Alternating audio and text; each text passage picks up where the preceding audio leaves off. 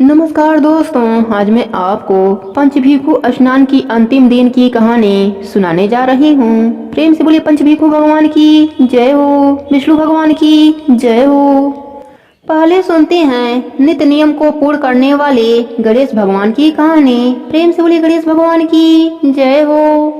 बहुत पुरानी बात है। एक गांव में एक मालिन रहती थी। उसके पति का स्वर्गवास हो चुका था। उसका एक 4 साल का पुत्र था। उसकी सास कठोर हृदय की स्त्री थी। वह बहू को बहुत तकलीफ देती थी। एक दिन सास बहू और पोते को घर से निकाल दिया। वह दोनों रोते हुए चलते चलते एक जंगल में पहुंच गए। वहां एक बड़े पेड़ के नीचे बैठ गए। वहां से थोड़ी दूर पर एक गणेश भगवान का मंदिर था। वहां बहुत लोग गणेश भगवान की दर्शन करने आते थे। दर्शन करके गणेश जी को प्रसाद चढ़ाते थे। फिर वह प्रसाद सबको बांट देते थे। इस प्रसाद से माँ बेटे का गुजारा होने लगा। दोनों माँ बेटे गणेश भगवान के पूजा पाठ में लग गए।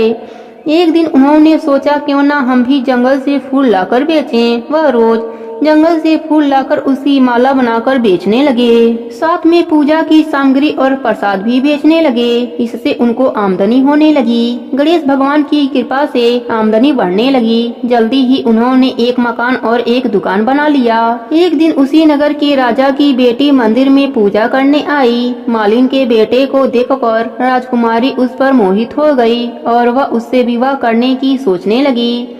उसने अपने मन की बात को अपने भाभी से कही। भाभी अनुभवी थी। उसने कहा, यह तो मालिन का बेटा है और तुम एक राजा की बेटी हो। यदि तुमने उससे विवाह किया तो तुम्हारी बहुत बेइज्जती होगी। पर राजकुमारी अपने बात पर अड़ी रही। उसने कहा, मैं तो प्रतिज्ञा कर लिया है कि उसी से विवाह करूंगी। भाभी महल जाकर सारी बात राजा को बताया। राजा ने मना नहीं किया और विवाह के लिए तैयार हो गए। उन्होंने बड़े धूमधाम से बेटी का विवाह मालिन के बेटे के साथ करा दिया। मालिन ने सबसे पहले बेटे बहू को गणेश भगवान के मंदिर में ले जाकर पूजा पाठ करवाया और गणेश भगवान का आशीर्वाद दिलवाया। इसके बाद पूरे नगर में यह बात फैल गई कि गणेश भगवान की पूजा करने से सब दुख दूर हो जाते हैं। यह बात सुनते ही नगर के सभी लोग मंदिर में गणेश भगवान के दर्शन करने आने लगे। मालिन और उसके बेटे की बिक्री और बढ़ गई। उधर उसके सास के बुरे दिन आ गए। अन्नदाता उससे रूठ गए और वह भूखी मरने लगी। एक दिन वह रोती हुई उसी गणेश भगवान के मंदिर में आ पहुंची। वहाँ वह मालिन के बेटे से बोली, मैं भूखी हूँ, मुझे रोटी कपड़ा दे देना, इसके बदले मैं तुम्हारा सारा काम कर दूंगी। लड़के को दया आ गई और वह उसे काम पर रख लिया। उसने अपने दादी को नहीं पहचाना। जब मालिन घर आई तो उसने सास को पहचान लिया। सास से बोली, सासू माँ आप यहाँ कैसे? सास ने पोते के तरफ इशारा करके बोली, मेरा इस सेठ के यहाँ नौकरी लग गई है। बहू बोली, यह आपका पोता है और यह घर भी आपका ही है, यह दुकान भी आपका ही है। आपने हमें घर से निकाला, तब गणेश भगवान ने हमारी रक्षा करी। बहू की बात सुनकर सास बोली, मेरी करनी मैंने भोग लिया। बहू बोली, सासू जी अब आप हमारे यहाँ रहो और पोते का सुख देखो। हे गणेश जी महाराज, जैसे आप बहू पर अपनी कृपा करी वैसे ही अपने सभी भक्तों पर अपनी कृपा बनाए रखना। सबके व्रत को पूर्ण करना। प्रेम से बोले गणेश भगवान की जय हो, राई दामोदर की जय हो। सूत जी कहते हैं, एक समय हर्षो उल्लास से प्रसन्न मुख वाली देवी सत्यभामा ने भगवान कृष्ण से कहा, प्रभु मैं धन्य हूँ, मेरा जीवन सफल है। प्रभु मैंने पूर्व जन्म में कौन सा दान, व्रत अथवा तप किया था जिससे मृत्यु लोक में जन्म लेकर मैं आपकी अर्धांगिनी हुई हूँ? पिछले जन्म में मेरा कैसा स्वभाव था? मैं कौन थी और किसकी पुत्री थी जो इस जन्म में आपकी प्रियतम पत्नी हुई? यह सब बातें मुझे बताइए। भगवान श्री कृष्ण बोले, प्रिय सतयुग के अंत में हरिद्वार में एक श्रेष्ठ ब्राह्मण रहते थे जिनका नाम देव शर्मा था। वे अग्निकुल में उत्पन्न हुए थे और वेद वेदांगों के पारंगत विद्वान थे। उनकी अवस्था बहुत अधिक हो चली थी, किंतु उनके कोई पुत्र न हुआ। केवल एक कन्या थी जिसका नाम गुणवंती था। देव शर्मा ने चंद्र नामक अपने शिष्य को ही अपनी पुत्री ब्याह दी और उसी को पुत्र की भांति मानने लगा। चंद्र जितेंद्रिय तथा आज्ञाकारी था। वह देव शर्मा को पिता के ही समान मानकर उनकी सेवा करता था। एक दिन वे दोनों कुश लाने के लिए वन में गए। वहाँ यमराज के समान आकार वाले किसी विकराल राक्षस ने उन दोनों को मार डाला।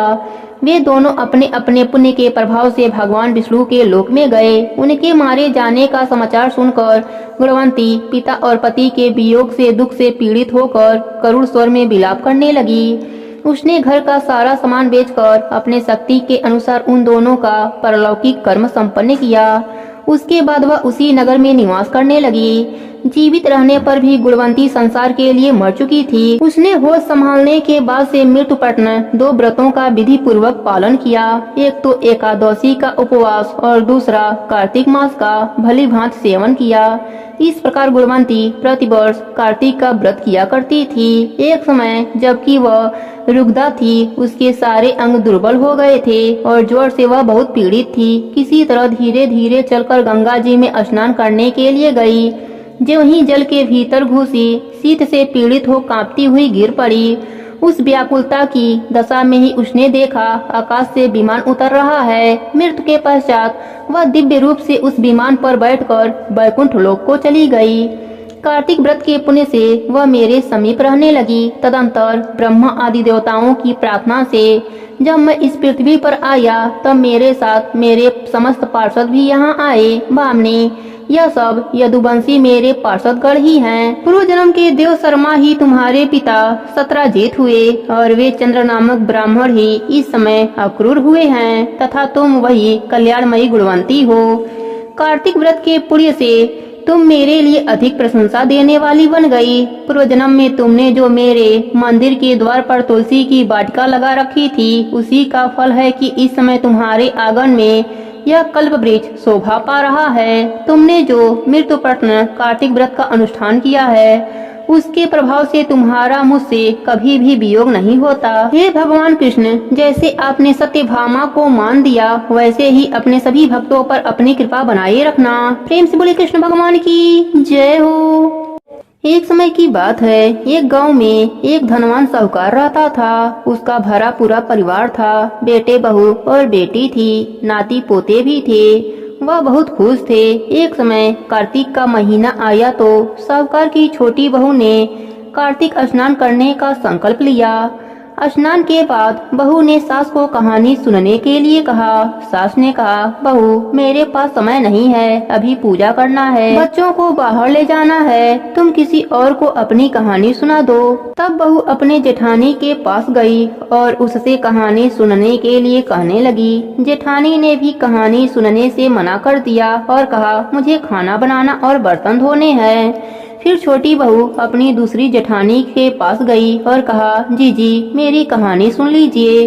वह भी बहाना बना दिया और कहा, मुझे अभी बच्चों को देखना है।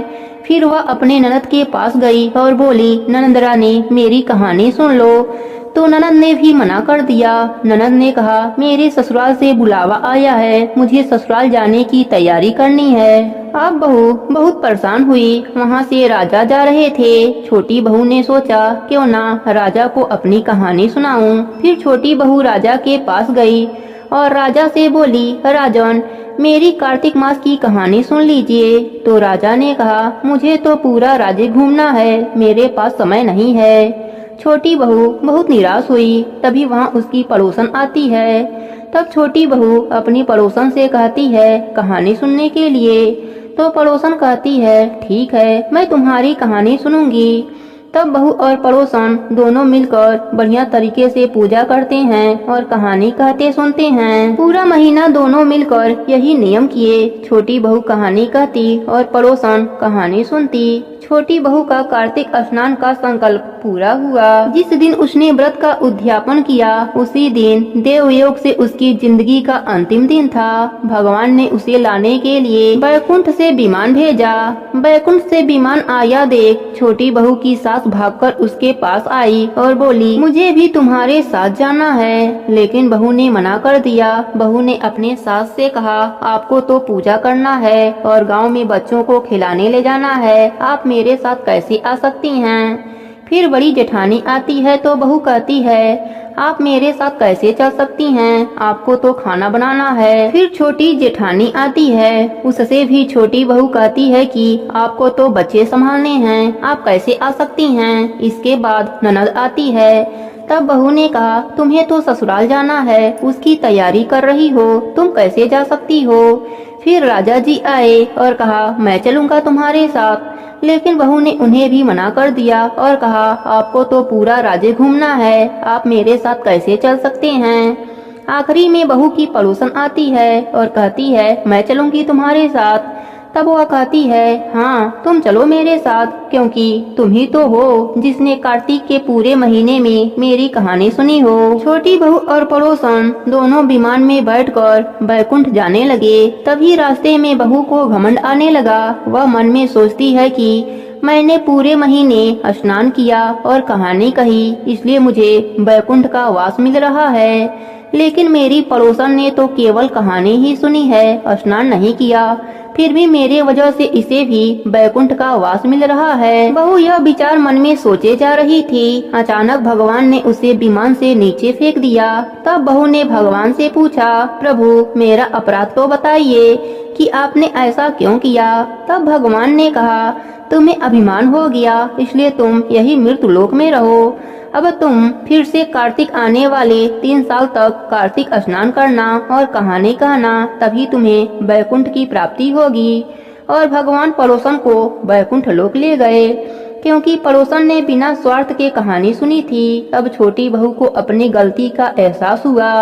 उसने फिर से कार्तिक आने पर कार्तिक स्नान किया, लगातार 3 साल तक किया। तीसरे साल फिर से विमान आया और इस बार छोटी बहू को विमान पर बैठाकर भगवान जी ले गए। हे कार्तिक के देव, आपकी कहानी कहने वाले, सुनने वाले सभी को अपने लोक में वास देना, सब पर अपनी कृपा बनाए रखना।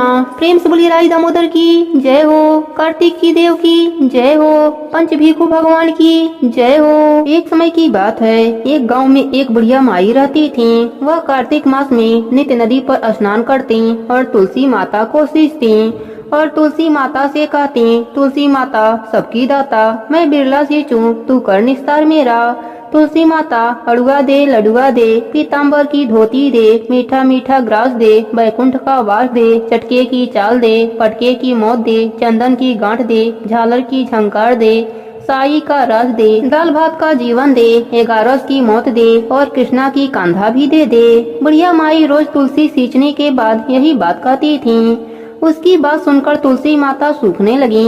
एक दिन भगवान हरि ने पूछा, हे प्रिय, इतनी औरतें तुम्हें सींचती हैं, मीठा भोग लगाती हैं, गीत सुनाती हैं, फिर भी तुम क्यों सूख रही हो। तब तुलसी माता ने कहा, प्रभु एक बुढ़िया माई रोज मेरे पास आती हैं और रोज मुझसे यही सब बातें कहती हैं। मैं हर बात पूरी कर सकती हूँ, पर श्री हरि का कान्हा कहाँ से ला कर दूंगी।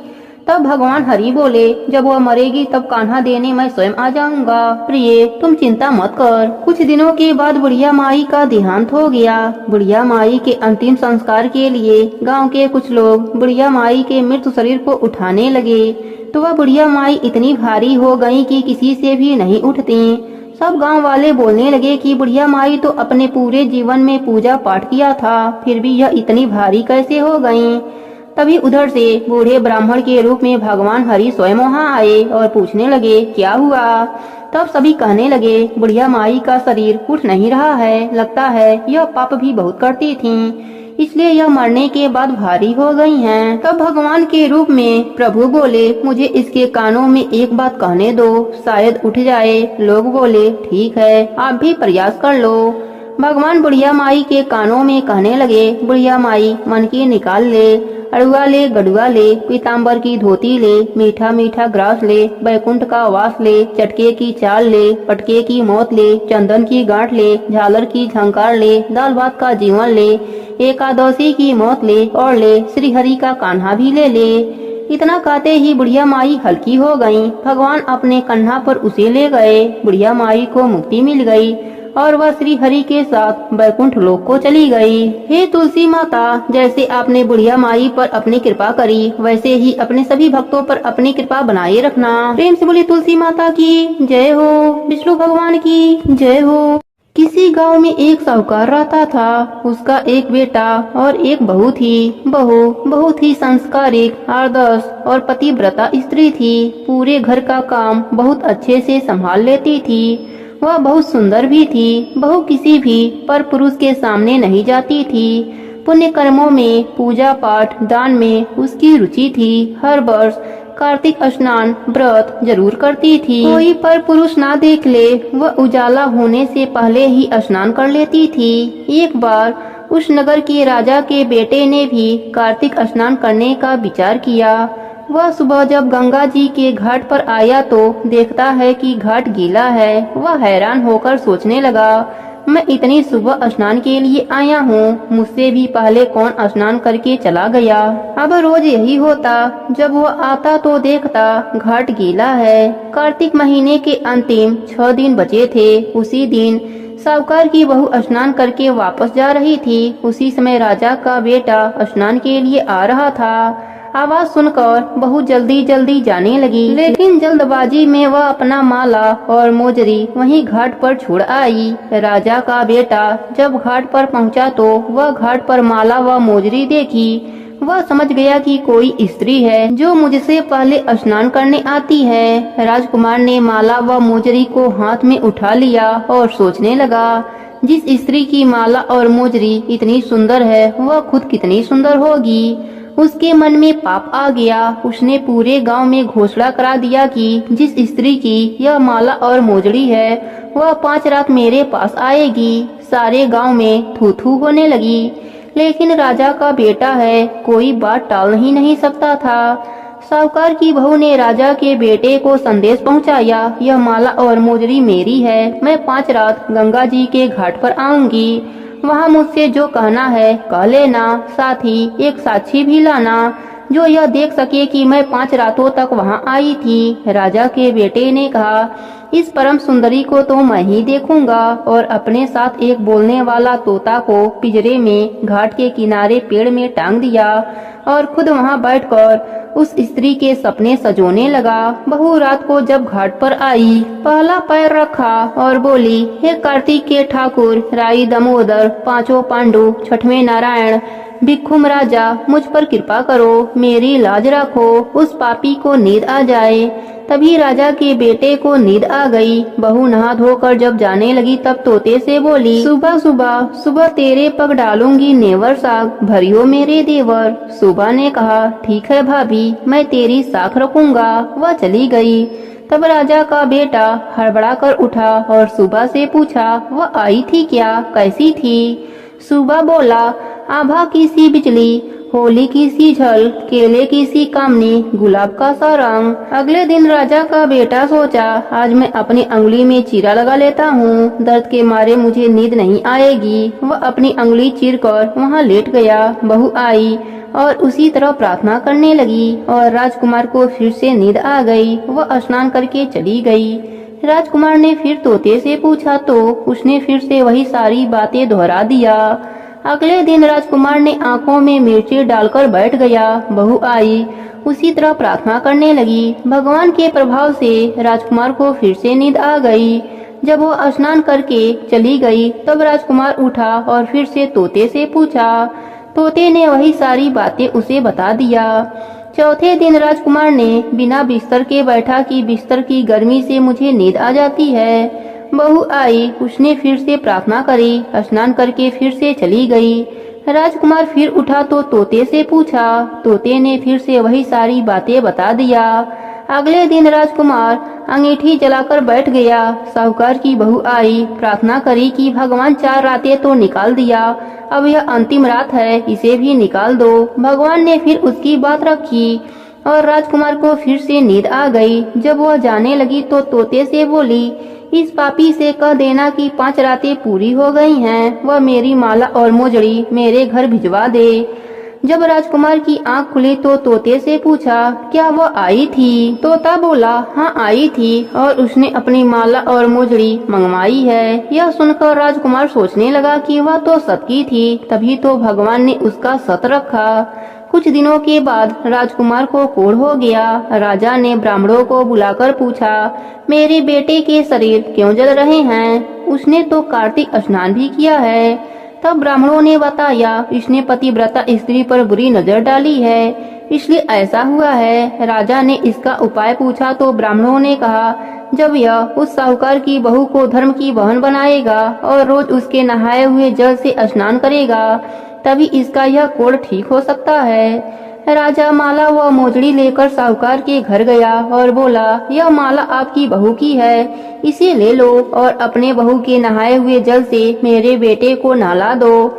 साहूकार बोला, महाराज वह तो किसी पराये पुरुष का मुख नहीं देखती है, आप इसे इस नाली पर बैठा दीजिए, जब वह नहाएगी तब उस पानी से आपका पुत्र भी नहा लेगा। राजा ने ऐसा ही किया। कुछ दिनों में उसका कोढ़ ठीक हो गया।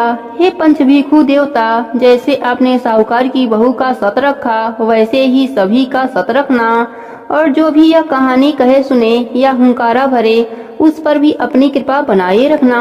प्रेम से बोलिए कार्तिक मास की जय हो, पंचभिखु भगवान की जय हो। एक समय की बात है, 4 चिड़ियाएं एक साथ पेड़ पर रहती थीं। वह पक्की सहेली थीं। कार्तिक शुरू होने से पहले एक चिड़िया 2 औरतों को बात करते सुना। वह औरतें कार्तिक माह के फल, महत्व और व्रत की चर्चा कर रही थीं। चिड़िया को सुनकर बहुत अच्छा लगा। उसने अपनी सहेलियों को कार्तिक स्नान के लिए तैयार कर लिया। अब चारों चिड़ियाएं कार्तिक माह में गंगा जी के किनारे एक पेड़ पर रहने लगीं। गंगा जी में नहाती, पूजन और व्रत करती। ऐसे ही पूरा कार्तिक माह बीत गया। प्रतिपदा के दिन उन्होंने खिचड़ी बनाने के लिए घी, दाल इकट्ठे किए और खिचड़ी बनाई। फिर सब नहाने चली गयीं। पहले एक चिड़िया नहाकर आई। उसे बहुत तेज भूख लगी थी। उसने खिचड़ी की भाप खा ली और सो गई। फिर दूसरी चिड़िया आई। उसे भी नहाने के बाद बहुत भूख लगी थी। उसने खिचड़ी का पानी पिया और वह भी सो गई। अब तीसरी चिड़िया आई। उसे भी बहुत तेज भूख लगी थी। उसने खिचड़ी खाई और वह भी दोनों चिड़ियाओं के पास जाकर सो गई। अब जब चौथी चिड़िया आई तो उसने देखा तीनों चिड़ियाएं सो रही हैं। उसे लगा कि सभी खिचड़ी खाकर सो रही हैं। उसने भी खिचड़ी की खुरचन खाई और सो गई। उसी शाम देवलोक से तूफान आया और वह चारों चिड़ियाएं मर गई। अगले जन्म में जिस चिड़िया ने भाप खाई थी वह राजा के घर राजकुमारी बनी। जिस चिड़िया ने खिचड़ी का पानी पिया था वह कुम्हार के घर पैदा हुई। जिस चिड़िया ने खिचड़ी खाई थी वह ब्राह्मण के घर जन्म लिया, और चौथी चिड़िया खुरचन खाई थी वह राजा के घर हथनी बनी। कुम्हार की लड़की राजा के घर में दासी बन गई और ब्राह्मण की लड़की राजकुमारी की सहेली बनी। राजकुमारी को पिछले जन्म की सारी बातें याद थी। राजकुमारी का विवाह हुआ तो वह अपने पिताजी से बोली, मैं अपने सहेली और दासी को साथ ले जाऊंगी। राजा ने कहा ठीक है। राजकुमारी फिर बोली, मैं इस हथनी को भी अपने साथ ले जाऊंगी। राजा ने सैनिकों से कहा, हथनी को ले आओ, पर हथनी बैठी ही रही, उठी ही नहीं। तो राजकुमारी ने हथनी के कान में जाकर अपने पिछले जन्म की सारी बात कही तो हथनी खड़ी हो गई। यह देखकर राजकुमार जो राजकुमारी से विवाह करने आया था वह बोला, तुमने इसके कान में क्या कहा कि यह तुरंत ही खड़ी हो गई? मुझे बताओ तुम कौन हो? राजकुमारी ने अपने पिछले जन्म की सारी बात उस राजकुमार से बतलाया। राजकुमार बोला, कार्तिक नहाने का इतना फल होता है कि चिड़िया को मनुष्य की योनि मिल जाए, तो हम भी इस वर्ष जोड़े से कार्तिक स्नान करेंगे और खूब दान पुण्य करेंगे। राजकुमारी सबके साथ विदा हो गई। राजकुमारी और राजकुमार कार्तिक स्नान किया, जिसके फल स्वरूप धरती पर सुखों को भोगा। फिर उन्हें वैकुंठ की प्राप्ति हुई। हे ठाकुर जी महाराज, जैसे राजकुमारी और राजकुमार को वैकुंठ में वास दिया, वैसे ही इस कहानी को कहने वाले, सुनने वाले और हुंकारा भरने वाले सभी को देना। प्रेम से बोलिए राई दामोदर की जय हो, ठाकुर जी की जय हो। अब सुनते हैं कहानी को पूर्ण करने वाले लपसी तपसी की कहानी। प्रेम से बोलिए विष्णु भगवान की जय हो। एक लपसी था, एक तपसी था। जल जमुना के तीर दोनों रहते थे। तपसी भगवान की तपस्या करता, लपसी सवा सिर लपसी बनाता और घंटी बजाकर भगवान को भोग लगाकर जीम लेता। एक दिन उन दोनों में लड़ाई हो गई। लपसी बोला, मैं बड़ा हूँ। तपसी बोला, मैं बड़ा हूँ, मैं सारा दिन तपस्या करता हूँ। उतने में उधर से फिरते फिरते नारद जी आए। बोले, भाई तुम दोनों क्यों लड़ रहे हो? तब तपसी ने कहा, मैं बड़ा हूँ, और तपसी ने कहा, मैं बड़ा हूँ। नारद जी ने पूछा, पहले तुम दोनों यह बताओ कि तुम किस काम में बड़े हो? दोनों ने बताया कि भगवान की भक्ति करते हैं। लपसी ने कहा, मैं तो सवा सिर लपसी बनाकर भगवान को रोज भोग लगाता हूँ और सबको प्रसाद बांटकर बचा हुआ खुद खा लेता हूँ और मजे से रहता हूँ। अब नारद जी ने तपसी से पूछा। तपसी ने कहा कि वह भोग लगाने से थोड़े न बड़ा होता है। मैं तो हर समय भगवान की पूजा तपस्या करता हूँ, इसलिए मैं बड़ा हूँ। नारद जी ने दोनों की बातें सुनी और कहा, मैं तुम्हें कल जवाब दूंगा। दोनों अपने अपने कुटिया में चले गए। दूसरे दिन नारद जी मंदिर में आए। वहाँ पर दोनों मौजूद थे। नारद जी ने देखा लपसी लपसी बनाकर लाया है और भगवान को भोग लगा रहा है और तपसी मंदिर में तपस्या कर रहा है। उसके आने के बाद नारद जी आए और चुपके से 1.25 करोड़ की अंगूठी नीचे डाल दी। यह दोनों ने देखा और दोनों ने नजरअंदाज कर दिया। तपसी तो भोग लगाकर प्रसाद बांटने चला गया। साथ में नारद जी बाहर आ गए। अब तपसी की नजर उस अंगूठी पर पड़ी। उसने उसे जल्दी से पाँव के नीचे दबा लिया। तपसी को पता नहीं था कि यह अंगूठी नारद जी ने डाली है। अब थोड़ी देर में नारद जी आए और उन्होंने लपसी से कहा, अब बताओ कौन बड़ा है। तब लपसी ने कहा, मैं बड़ा हूँ। तपसी से पूछा, वह भी कहा, मैं बड़ा हूँ। नारद जी बोले, तपसी तुम्हारे पैर के नीचे क्या है। तपसी ने पैर उठाया तो 1.25 करोड़ की अंगूठी निकली। नारद जी बोले कि इतना भजन भक्ति करके भी तुम्हारे मन से चोरी नहीं गई। तुम्हारी तपस्या में कमी है। तुम्हारी तपस्या का फल व्यर्थ जा रहा है। तुमको कलंक लग गया, इस कारण से तुमसे लपसी बड़ा है। तब तपसी बोला, महाराज मेरी तपस्या का फल मुझे कैसे मिलेगा, कुछ तो उपाय बताओ। तब नारद जी बोले, कार्तिक मास में स्त्रियां कार्तिक स्नान करेंगी, वे अपना पुण्य तुम्हें देंगी, तब यह पाप उतरेगा। वह बोला, वह अपना फल मुझे क्यों देंगी। तब नारद जी बोले, आज से औरतें व्रत की कहानी कहने के बाद तुम्हारी कहानी नहीं कहेंगी तो वह फल तुम्हें मिलेगा। आंगन लीपकर डेहरी नहीं लीपेंगी तो वह फल तुम्हें मिलेगा। धोती देकर गमछा नहीं देंगी तो वह फल तुम्हें मिलेगा। साड़ी देकर ब्लाउज नहीं देंगी तो वह फल तुम्हें मिलेगा। कांचली देकर कसैली नहीं देंगी तो वह फल तुम्हें मिलेगा। बेच देकर पगा नहीं लगाएंगी तो वह फल तुम्हें मिलेगा। दाहिनी ओर नाड़ा बांधेंगी तो वह फल तुम्हें मिलेगा। जूता देकर तेल नहीं देंगी तो वह फल तुम्हें मिलेगा। चौका देकर बाउली नहीं देंगी तो वह फल तुम्हें मिलेगा। गोबरी थाप कर बाटला नहीं थापेंगी तो वह फल तुम्हें मिलेगा। पग पर पग रख कर धोएंगी तो वह फल तुम्हें मिलेगा। रोटी थाप कर गाय व कुत्ते को रोटी नहीं देंगी तो वह फल तुम्हें मिलेगा। सीधा देकर दक्षिणा नहीं देंगी तो वह फल तुम्हें मिलेगा। ब्राह्मण जिमाकर दक्षिणा नहीं देंगी तो वह फल तुम्हें मिलेगा। ननद जिमाकर नंदोई नहीं जिमाएंगी तो वह फल तुम्हें मिलेगा। एकादशी का व्रत करके द्वादशी को ब्राह्मण नहीं जिमाएंगी तो वह फल तुम्हें मिलेगा। सभी व्रतों की कहानी कहकर तेरी कहानी नहीं कहेंगी तो तुम्हें उनकी भक्ति का आधा फल मिल जाएगा। इतना कहकर नारद जी अंतर ध्यान हो गए। तभी से और कथा कहानी कहने के बाद लपसी तपसी की कथा कहानी कहने का नियम हो गया। लोग सब कहानी कहने सुनने के बाद लपसी तपसी की कहानी कहते और सुनते हैं, तभी पूरा फल मिलता है। प्रेम से बोले राई दामोदर की जय हो। एक गांव में एक बुढ़िया माई रहती थी। वह बहुत नियम धर्म से व्रत रखा करती थी। एक दिन धर्मराज जी के घर से यमदूत उन्हें लेने आए और वह उनके साथ चलने लगी। चलते चलते बैतरणी नदी आई तो यमदूत बोले, हे माई तुमने गायों का दान करा है। बुढ़िया माई ने मन में गाय माता को श्रद्धा से ध्यान किया तो वह उनके समक्ष आ गईं। बुढ़िया माई गाय का पूंछ पकड़कर नदी पार कर लिया। वह यमदूतों के साथ आगे चल दी। तभी रास्ते में काले कुत्ते आ गए। यमदूत फिर बोले, बुढ़िया माई तुमने कभी कुत्तों को खाना खिलाया है। तब बुढ़िया माई ने कुत्तों का ध्यान किया तो वह रास्ते से चले गए। बुढ़िया माई फिर से आगे बढ़ने लगी। तभी कौवे सिर में चोंच मारने लगे। तब यमदूत बोले, बुढ़िया माई तुमने कभी ब्राह्मण के बेटी के सिर में तेल लगाया था।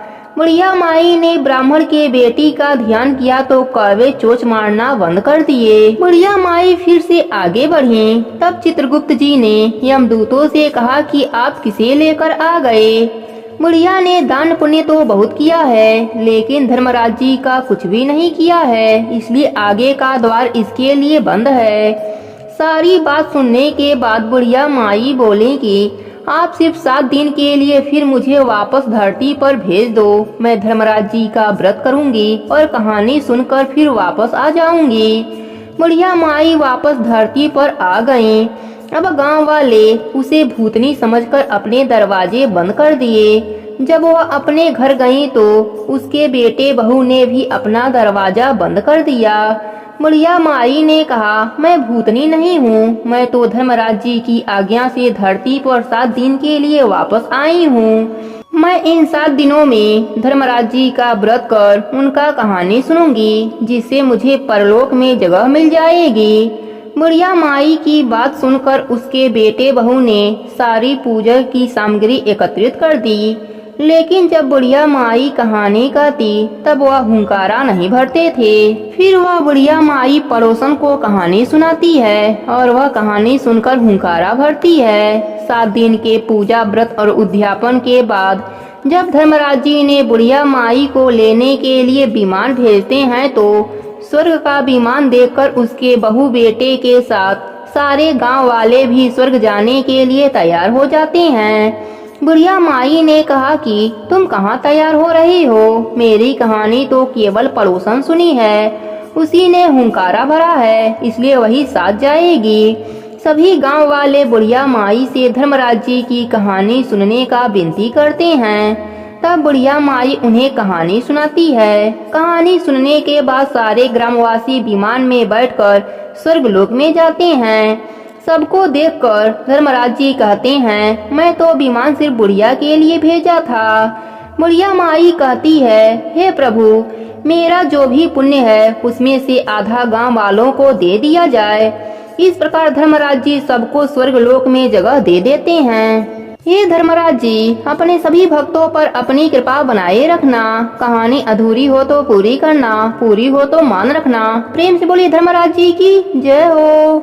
अब सुनते हैं राई की कहानी। प्रेम से बोले राई दामोदर की जय हो। एक गांव में एक सेठ सेठानी रहते थे। उनके 3 बच्चे थे और एक कन्या थी, उसका नाम राई था। राई अपने सहेलियों के साथ खेलती, गोबर लेने जाती और आपस में बातें करती। एक बार एक सहेली ने कहा कि उसके पिता दूसरे गांव उसका विवाह खोजने जा रहे हैं। तब राई बोली, तुम लोग जिससे चाहो मेरा विवाह करा सकते हो, परंतु मैं विवाह भगवान कृष्ण के साथ ही करूंगी। वह प्रतिदिन गाय का गोबर लेने जाती और इसी प्रकार के बातें किया करती थी। एक बार संयोगवश भगवान श्री कृष्ण जी और उद्धव जी भेष बदलकर उस गांव में आए और राई की बातें सुनी। उससे प्रेरित होकर वह दोनों उसके पीछे पीछे उसके घर गए। उन्होंने राई के पिता को कहा, हम तुम्हारे बेटी के लिए वर लेकर आए हैं। पिता ने श्री कृष्ण का रूप देखकर बेटी का विवाह उनसे करा दिया। भगवान वहाँ 15 दिन रुककर यह कहकर चले गए कि वह गाजे बाजे के साथ राई को लेकर जाएंगे। भगवान अपने धाम में 16,000 रानियों के बीच रहते हुए उस राई को भूल गए। इधर राई को प्रतिदिन राह देखते हुए 5, 10, 20 वर्ष हो गए, परंतु प्रभु नहीं आए। इसी प्रकार 40 वर्ष बीत गए और राई की जवानी बुढ़ापे में बदल गई। सिर के बाल सफेद हो गए, दांत गिरने लगे, चेहरे पर झुर्रियां दिखाई देने लगी। भाई भतीजे बड़े हो चुके थे। एक दिन राई बोली, भैया मुझे गंगा स्नान करना है और 4 पहरों का पाप धोना है। भाई उसको गंगा जी लेकर गए। पंडित जी से पिंडदान कराने को कहा। पंडित ने तांबे का कलश तैयार करके कृष्ण नाम से पिंडदान कराकर राई के हाथ में दे दिया, इसे गंगा जी में बहा दो। जब राई ने कलश गंगा जी में बहाया तो कलश खिलखिलाकर हंसने लगा और बैकुंठ जाकर भगवान के सीने में प्रहार किया। उसे देखकर भगवान को अपने भूल का एहसास हुआ और वह तुरंत नंगे पैर दौड़ते हुए मृत्यु लोक में राई के पास आ पहुँचे। संपूर्ण गांव वाले राई को बधाई देने लगे तथा राई अपने पति को देखकर शर्माने लगी। तब भगवान ने कहा, मुझसे भूल हो गई है। इसके बाद भगवान ने राई को स्पर्श किया। तब राई का शरीर दिव्य हो गया, जिसे देखकर भगवान बोले, हे राई, तुम्हारा लेखा जोखा हर धर्म में रहेगा। जो कोई राई की कथा कहेगा वह 1 कटोरी राई भरकर कृष्ण मंदिर में दान करेगा, वह मेरे धाम को प्राप्त होगा। प्रेम से बोली राई दामोदर की जय हो। अब सुनते हैं पथवारी माता की कहानी।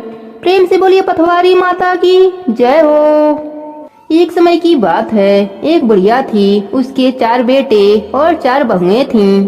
उसके पास गायें थीं। एक बार बुढ़िया तीर्थ स्नान के लिए 1 महीने के लिए जाने लगी तो अपने बहुओं से बोली, तुम सब एक एक गाय ले लो, मैं 1 महीने में आऊंगी और देखूंगी तुम में से कौन सबसे ज्यादा घी जोड़ पाया है। 3 बड़ी बहुएं तो बड़ी ही चालाक थीं। छोटी बहू बहुत ही भोली थी, ना तो उसे दूध जमाना आता और ना ही घी निकालना आता था। तीनों जेठानी बोली, अब देखेंगे कि कैसे करेगी। बुढ़िया अपने छोटी बहू से ज्यादा प्यार करती थी, इस कारण सब उससे जलते थे और उसे कुछ भी नहीं बताते। छोटी बहू बहुत ही भोली थी, वह अपना सारा दूध ले जाकर पीपर पथवारी में गिरा देती और वहीं बैठकर औरतों द्वारा कही गई कहानी सुना करती थी। धीरे धीरे महीना पूरा हो गया। तीनों बड़ी बहुओं ने डब्बा भरकर घी जोड़ रखा था। छोटी बहू पीपल के पेड़ के नीचे बैठकर रो रही थी कि अब सास आएगी तो मैं घी कहाँ से दूंगी। पथवारी माता उसके निस्वार्थ भक्ति से प्रसन्न हुई और प्रकट होकर बोली, तू 4 कंकड़ ले जा और जाकर 4 डब्बे में डाल देना। उनका एक एक डब्बा भरेगा तो तेरा 4 डब्बा घी से भर जाएगा। छोटी बहू प्रसन्न होकर 4 कंकड़ लेकर चली आई और 4 डब्बों में डाल दिया। उसके 4 डब्बे भर गए। बुढ़िया आई तो बोली, लाओ अपना अपना घी दिखाओ, किसने कितना जमा किया है, जरा देखूं तो सही। सब बहुत खुश हुई, खुशी से अपने अपने घी के डिब्बे लेकर आईं। तीनों बहुएं अपने मन में सोच रही थी कि छोटी को तो आज बहुत डांट पड़ेगी। तब तक छोटी बहू 4 डिब्बे लेकर आई। तीनों बहुएं बोली, इसने तो कभी दही जमाया ही नहीं, पिरोया ही नहीं, इतना घी कहाँ से लेकर आई, जरूर इसके पति ने बाजार से लाकर दिया होगा। तब छोटी बहू कहने लगी, मुझे तो दही जमाना और पिरोना आता ही नहीं था और ना ही किसी ने बताया, तो मैंने सारा दूध ले जाकर पथवारी माता में सींच देती थी। यह घी मुझे पथवारी माता ने दिया है। सास यह सब सुनकर बहुत खुश हुई और सबने शर्म के मारे अपना सर नीचे कर लिया और छोटी बहू से माफी मांगने लगे। फिर सब मिलकर पथवारी माता को सींचने लगे। पथवारी माता की कृपा से उनका घर अन्य धन पुत्र पौत्र से भर गया। हे पथवारी माता, जैसी कृपा आपने छोटी बहू पर करी, वैसे ही अपने सभी भक्तों पर अपनी कृपा बनाए रखना। प्रेम से बोलिए पथवारी माता की जय हो। एक साहूकार की 2 पुत्रियां थीं। दोनों पुत्रियां पूर्णिमा का व्रत रखती थीं, परंतु बड़ी पुत्री पूर्णिमा का पूरा व्रत करती थी और छोटी पुत्री अधूरा व्रत करती थी। परिणाम यह हुआ कि छोटी पुत्री की संतान पैदा होते ही मर जाते थे। उसने पंडितों से इसका कारण पूछा तो उन्होंने उसे बताया कि तुम पूर्णिमा का अधूरा व्रत करती हो, जिसके कारण तुम्हारी संतानें पैदा होते ही मर जाती हैं। पूर्णिमा का पूरा व्रत विधि पूर्वक करने से तुम्हारी संतानें जीवित रह सकती हैं। उसने पंडितों की सलाह पर पूर्णिमा का पूरा व्रत विधि पूर्वक किया। उसका लड़का हुआ, परंतु शीघ्र ही मर गया। उसने लड़के को पीढ़े पर लिटाकर ऊपर से कपड़ा ढक दिया, फिर बड़ी बहन को बुलाकर लाई और बैठने के लिए वही पीढ़ा दे दिया। बड़ी बहन जब पीढ़े पर बैठने लगी तो उसका घाघरा बच्चे को छू गया। बच्चा घाघरा छूते ही रोने लगा। बड़ी बहन बोली, तुम मुझे कलंक लगाना चाहती थी, मेरे बैठने से यह मर जाता तो। तब छोटी बहन बोली, यह तो पहले से ही मरा हुआ था, तेरे ही भाग्य से यह जीवित हो गया है, तेरे पुण्य से ही यह जीवित हुआ है। उसके बाद नगर में उसने पूर्णिमा का पूरा व्रत करने का ढिढोरा पिटवा दिया। प्रेम से बोले विष्णु भगवान की जय हो, लक्ष्मी माता की जय हो। दूसरी कथा के अनुसार द्वापर युग में एक समय की बात है कि यशोदा जी ने कृष्ण जी से कहा कि हे कृष्ण, तुम सारे संसार के उत्पन्न करता, पोषक करता, उसके संहार करता हो। आज कोई ऐसा व्रत मुझसे कहो जिसके करने से मृत्यु लोक में स्त्रियों को विधवा होने का भय न रहे तथा यह व्रत सभी मनुष्यों की मनोकामना पूर्ण करने वाला हो। भगवान श्री कृष्ण कहने लगे, हे माता, तुमने अति सुंदर प्रश्न किया है। मैं तुमसे ऐसे ही व्रत को सविस्तार कहता हूँ। सौभाग्य की प्राप्ति के लिए स्त्रियों को 32 पूर्णिमा का व्रत करना चाहिए। इस व्रत को करने से स्त्रियों को सौभाग्य संपत्ति मिलती है। यह व्रत अचल सौभाग्य देने वाला एवं भगवान शिव के प्रति मनुष्य मात्र की भक्ति को बढ़ाने वाला है। यशोदा जी कहने लगी, हे कृष्ण, सर्वप्रथम इस व्रत को मृतलोक में किसने किया था, इसके विषय में विस्तार पूर्वक मुझसे कहो। भगवान श्री कृष्ण जी ने अपनी माता से कहा कि इस भूमंडल पर एक अत्यंत प्रसिद्ध राजा चंद्रहास से पातित अनेक प्रकार के रत्नों से परिपूर्ण कतिका नाम की एक नगरी थी। वहाँ पर धनेश्वर नाम का एक ब्राह्मण रहता था। उसकी स्त्री अति सुशील रूपवती थी। दोनों ही उस नगरी में बड़े ही प्रेम के साथ रहते थे। घर में धन धान्य आदि की कमी न थी। उनको एक बड़ा दुख था कि उनके कोई संतान न थी। इस दुख से वह अत्यंत ही दुखी रहते थे। एक समय एक बड़ा तपस्वी योगी उस नगरी में आया। वह योगी उस ब्राह्मण के घर को छोड़कर अन्य सब घरों से भिक्षा लाकर भोजन किया करता था। रूपवती से वह भिक्षा नहीं लिया करता था। उस योगी ने एक दिन रूपवती से भिक्षा न लेकर किसी अन्य घर से भिक्षा लेकर गंगा किनारे जाकर भिक्षान को प्रेम पूर्वक खा रहा था कि धनेश्वर ने योगी का यह सब कार्य किसी प्रकार से देखा। अपने भिक्षा के अनादर से दुखी होकर धनेश्वर योगी से बोला, महात्मन, आप सब घरों से भिक्षा लेते हैं परंतु मेरे घर की भिक्षा कभी नहीं लेते, इसका क्या कारण है? योगी ने कहा कि निसंतान के घर की भीख पतितों के अन्न के तुल्य होता है और जो पतितों का अन्न खाता है वह भी पतित हो जाता है। चूँकि तुम निसंतान हो अतः पतित हो जाने के भय से मैं तुम्हारे घर की भिक्षा नहीं लेता हूँ। धनेश्वर यह बात सुनकर अपने मन में बहुत दुखी हुआ और हाथ जोड़कर योगी के पैरों पर गिर पड़ा तथा दुखी भाव से कहने लगा, हे महाराज, यदि ऐसा है तो आप मुझे पुत्र प्राप्ति का उपाय बताइए। आप सर्वज्ञ हैं, मुझ पर अवश्य ही यह कृपा कीजिए। धन की मेरे घर में कोई कमी नहीं है परंतु मैं पुत्र न होने के कारण अत्यंत दुखी हूँ। आप मेरे इस दुख का हरण करें, आप सामर्थ्यवान हैं। यह सुनकर योगी कहने लगा, हे ब्राह्मण, तुम चंडी की आराधना करो। ब्राह्मण घर आकर उसने अपने पत्नी से सब वृतांत कहा और तप करने वन में चला गया। वन में जाकर उसने चंडी की उपासना की।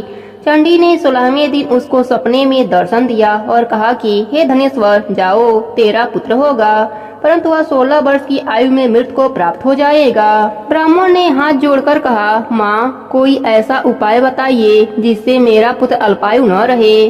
तब माता ने कहा, अगर तुम दोनों स्त्री पुरुष 32 पूर्णिमासियों का व्रत विधि पूर्वक करोगे तो वह दीर्घायु होगा। जितनी तुम्हारी सामर्थ हो आटे के दिए बनाकर शिव जी का पूजन करना, परंतु पूर्णमासी को 32 दिए जलाना। प्रातः काल होने पर इस स्थान के समीप ही एक आम का वृक्ष दिखाई देगा। उस पर तुम चढ़कर एक फल तोड़कर शीघ्र अपने घर चले जाना। ऋतु स्नान के पश्चात तुम्हारी स्त्री स्वच्छ होकर श्री शंकर जी का ध्यान करके उस फल को खा लेगी।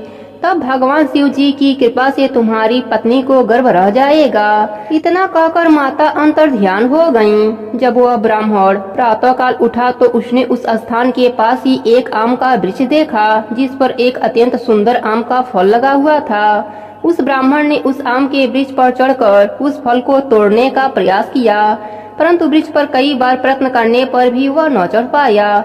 तब तो उस ब्राह्मण को बहुत चिंता हुई और विघ्न विनायक श्री गणेश जी की वंदना करने लगा। हे दयानिधे, अपने भक्तों के विघ्नों का नाश करके उनके मंगल कार्य को करने वाले, दुष्टों का नाश करने वाले, रिद्धि सिद्धि को देने वाले, आप मुझ पर कृपा करें। मुझे इतना बल दें कि मैं अपने मनोरथ को पूर्ण कर सकूं। इस प्रकार गणेश जी की प्रार्थना करने पर उनकी कृपा से ब्राह्मण वृक्ष पर चढ़ गया और उसने एक अति सुंदर आम का फल देखा। उसने विचार किया कि जो वरदान से फल मिला था वह यही है और कोई फल दिखाई नहीं देता। उस ब्राह्मण ने जल्दी से फल को तोड़ा और अपने घर आकर अपने स्त्री को दिया और उसकी स्त्री ने अपने पति के कहे अनुसार उस फल को खा लिया और वह गर्भवती हो गई। देवी जी की असीम कृपा से उसे एक अत्यंत सुंदर पुत्र उत्पन्न हुआ जिसका नाम उन्होंने देवी दास रखा। माता पिता के हर्ष और शोक के साथ वह बालक शुक्ल पक्ष के चंद्रमा की भांति अपने पिता के घर में बढ़ने लगा। भवानी की कृपा से वह बालक बहुत ही सुंदर, सुशील और विद्या पढ़ने में बहुत ही निपुण हो गया। दुर्गा जी की आज्ञा अनुसार उसकी माता ने 32 पूर्णिमा का व्रत रखना आरंभ कर दिया था, जिससे उसका पुत्र बड़ी आयु वाला हो जाए। 16वां वर्ष लगते ही देवी दास के माता पिता को बड़ी चिंता हो गई कि कहीं उनके पुत्र की इस वर्ष मृत्यु न हो जाए।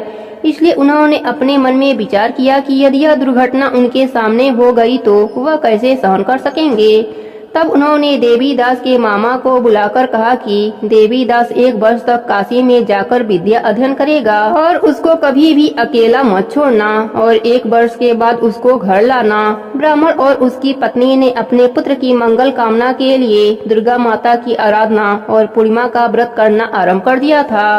मामा और भांजा रात्रि बिताने के लिए एक गांव में ठहरे। उस दिन उस गांव में एक ब्राह्मणी की अत्यंत सुंदरी गुणवती कन्या का विवाह होने वाला था। संयोगवश होने वाला दूल्हा काना था। यह बात वर के पिता ने छिपा कर रखी थी। उसने जब देवी दास को देखा तो सोचा इसी से कन्या का लग्न करा देता हूँ और विदाई अपने बेटे के साथ करा दूंगा। वह इस बात को लड़के के मामा से कहा। वह तैयार हो गए। देवी दास का विवाह संपन्न हो गया। विवाह कार्य समाप्त होने के बाद भोजन करने वर और वधू बैठे। देवी दास उस कन्या के बारे में सोचकर रोने लगा। कन्या ने रोने का कारण पूछा तो देवी दास ने सारा वृतांत सुना डाला। इस पर कन्या ने कहा, हमारी शादी अग्नि के सामने हुई है। हम आपको ही अपना पति मानते हैं। मैं आपकी ही पत्नी रहूंगी, किसी अन्य की कदापि नहीं।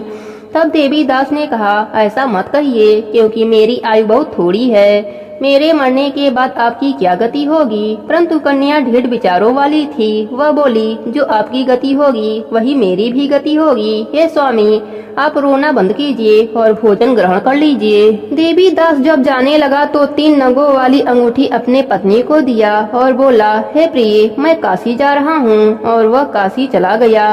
जब विदाई का वक्त आया तो कन्या ने अपने पिताजी को सारी बातें बताई। लड़की के पिता ने सब बारातियों को बुलाकर लड़के के पिता को अपमानित करके विदा कर दिया। वह सब आजे बाजे के साथ चले गए। भगवान श्री कृष्ण बोले, हे माता, इस प्रकार देवी दास काशी में पहुंच गया। एक रात्रि एक सर्प उसको डसने आया, परंतु व्रतराज के प्रभाव से उसको काट नहीं पाया, क्योंकि उसकी माता ने कई बार 32 पूर्णिमा का व्रत कर लिया था। जब 1 वर्ष काशी में बीत गया तब देवी दास अपने मामा के साथ घर आने के लिए चल दिया। रास्ते में उसी गांव में रुका जहां उसकी शादी हुई थी। लड़की के पिता ने उसको पहचान लिया और बड़े सम्मान से अपने घर ले गए। श्री कृष्ण जी कहने लगे कि इस प्रकार धनेश्वर 32 पूर्णिमा के व्रत के प्रभाव से पुत्रवान हो गया। जो भी स्त्रियां इस व्रत को करती हैं वे जन्म जन्मांतर में वैधर्भ का दुख नहीं भोगती और सदैव सौभाग्यवती रहती हैं। यह मेरा वचन है, इसमें कोई भी संदेह नहीं। यह व्रत पुत्र पौत्र को देने वाला तथा संपूर्ण मनोकामनाओं को पूर्ण करने वाला है। 32 पूर्णिमासियों के व्रत करने से व्रती की सब प्रकार की इच्छा भगवान शिव जी की कृपा से पूर्ण हो जाती है। प्रेम से बोलिए भोलेनाथ की जय हो, कृष्ण भगवान की जय हो।